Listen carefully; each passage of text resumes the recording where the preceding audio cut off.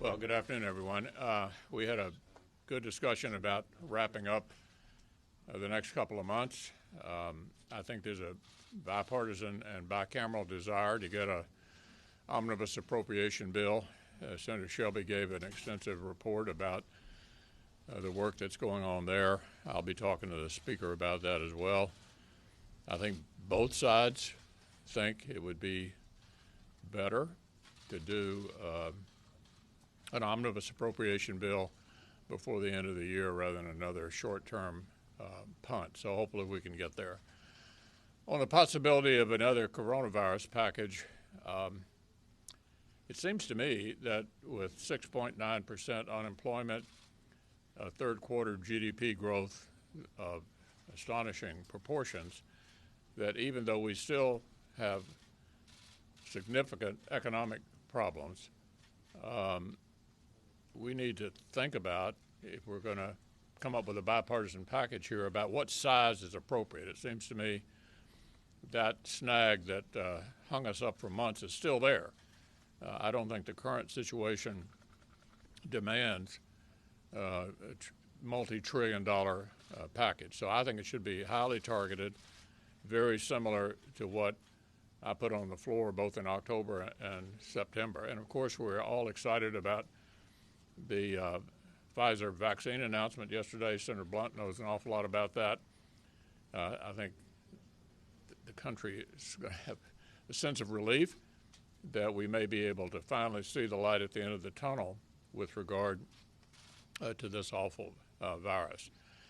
In the meantime, we're all trying to emphasize, as all of us have here in the Senate since the 1st of May, until we get a significant number of Americans the vaccine, we're going to continue to wear our mask and practice social distancing and try to be a good example for the rest of the country.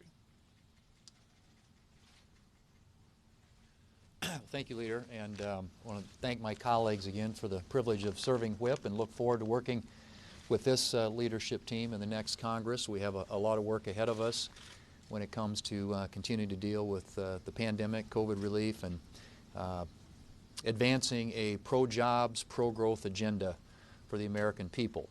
And I'm glad the election is behind us. I think we all are. I think there were at least 3 takeaways from the election. One was that there was not a blue wave. There wasn't even a blue ripple. I think that the election results made it clear that a lot of what the Democrats, pollsters, folks in the media were suggesting was going to happen did not happen at all. Secondly, it was a rejection of the far-left Schumer, Pelosi, AOC agenda.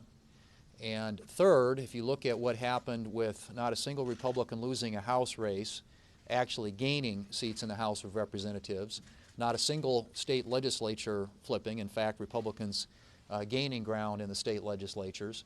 And I'm quite confident that after Georgia, we are going to be in the majority here in the United States Senate. It really was a validation of the things that the Republican majority and the Republican Party are doing to try and advance and further the interests of the American people. So having taken all that into perspective, I think now we have an opportunity to move forward. The presidential race will be resolved at some point, but there's a lot of work that we have to do for the American people. And I look forward to working with our team, with our members, hopefully with Democrats who decide that they want to work with us now that it's been made clear that what they were trying to put forward is not what the American people want to see happen here, that we can get some good things done, that we can deal with the ongoing crisis in front of us with respect to the pandemic before the end of the year, fund the government, hopefully get a defense authorization bill done, and then tee some things up to get to work next year for the American people.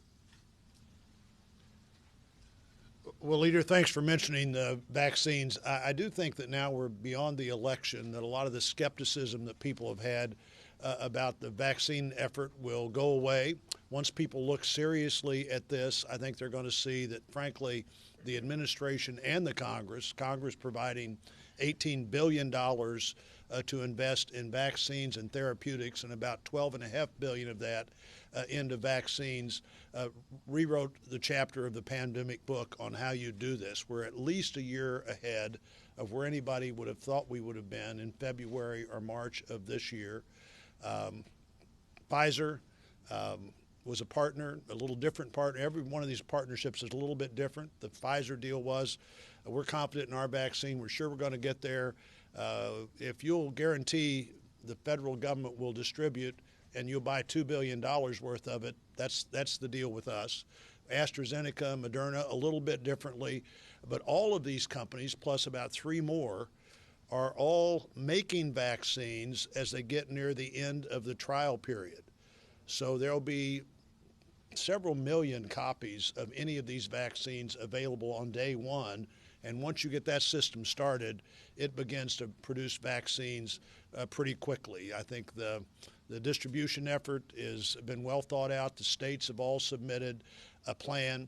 Hopefully the states will all respond to the proposal of how the vaccine would be allocated to healthcare workers and first responders first, people most in danger of having the worst results if they got the virus. Nursing homes would be a big group in that.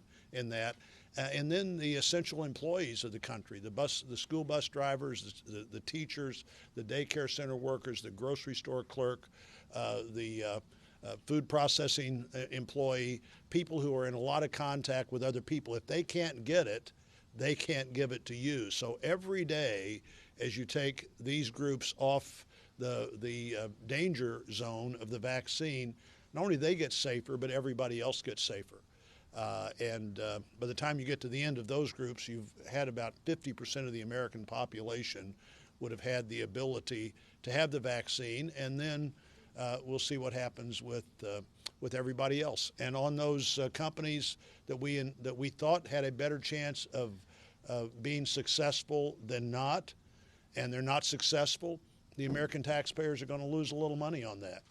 And in fact, if we didn't have a failure here, we weren't trying hard enough.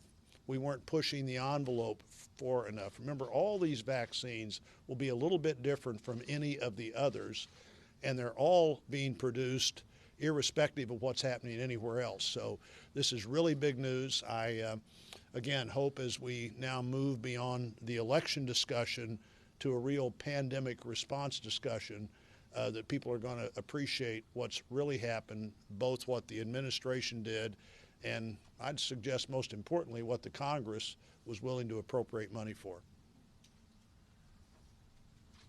Just a few things this afternoon.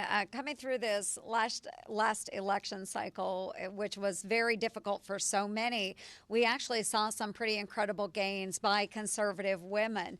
And what we could say is this was the year for the GOP women. We picked up seats in the House, and we are also gaining another woman in our Republican conference, Cynthia Lummis from Wyoming. So it has been a really exciting year, and one where we hope that young conservative women will take a look of the makeup of Congress and determine that there is opportunity out there for them as well. So very exciting stuff going on.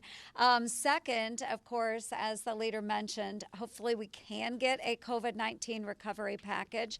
I think that's important. It's something that I continue to hear even while I was on the campaign trail, how Iowans really hoped we could step up and get a targeted relief bill done. There are still so many people that are hurting out across the nation, and we would love to provide them relief. So we're hopeful that Speaker Pelosi will get her caucus together, come up to the table and actually work with us on these efforts. And then finally, folks, tomorrow is Veterans Day.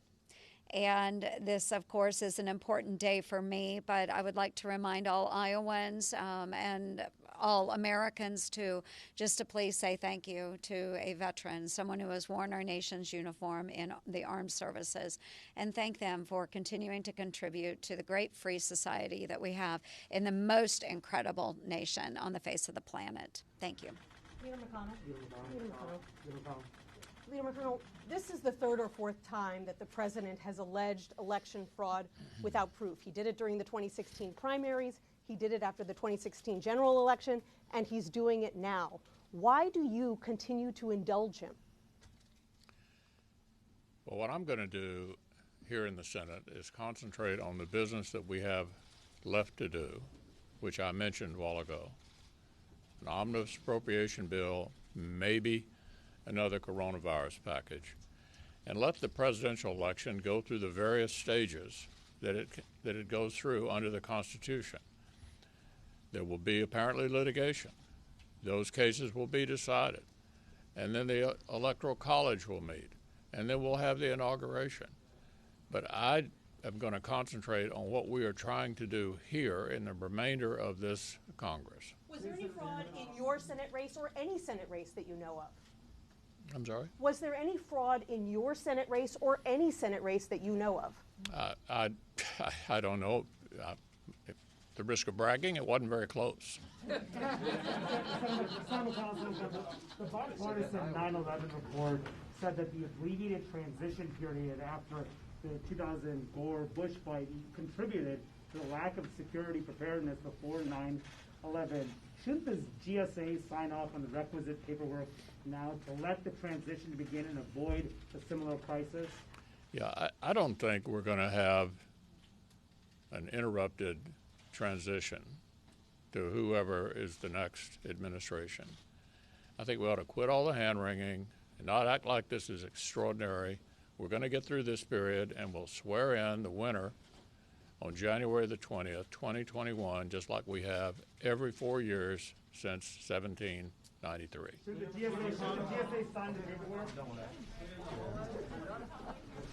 Oh, thank you. Thank you.